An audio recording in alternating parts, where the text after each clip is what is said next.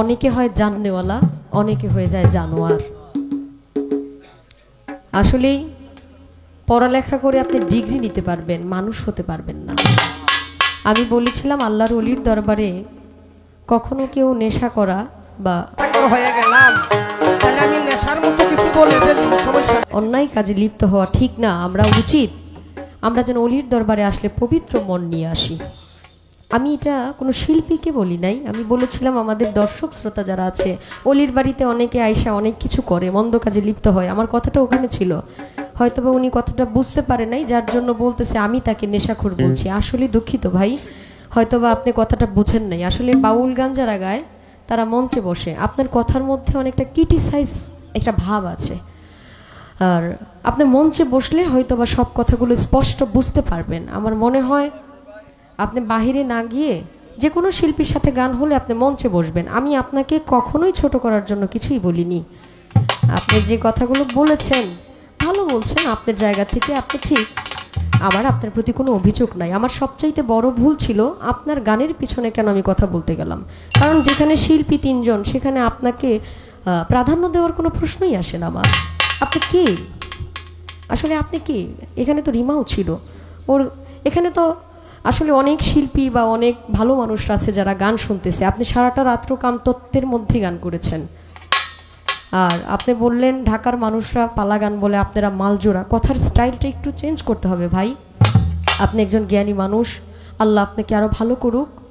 আমার কথায় আচরণে আপনি কোনো কষ্ট পেয়ে থাকলে আমি আন্তরিকভাবে দুঃখিত এবং লজ্জিত, আমাকে ক্ষমা করবেন আপনি।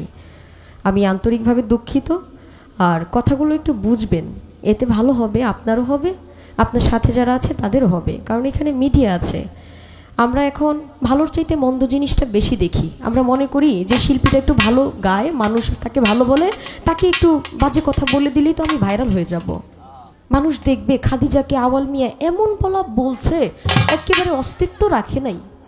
আসলে বিষয়টা এমন না যে বড় হওয়া সে এমনিতেই বড় হবে, কাউকে নষ্ট করে বড় হইতে হয় না তো।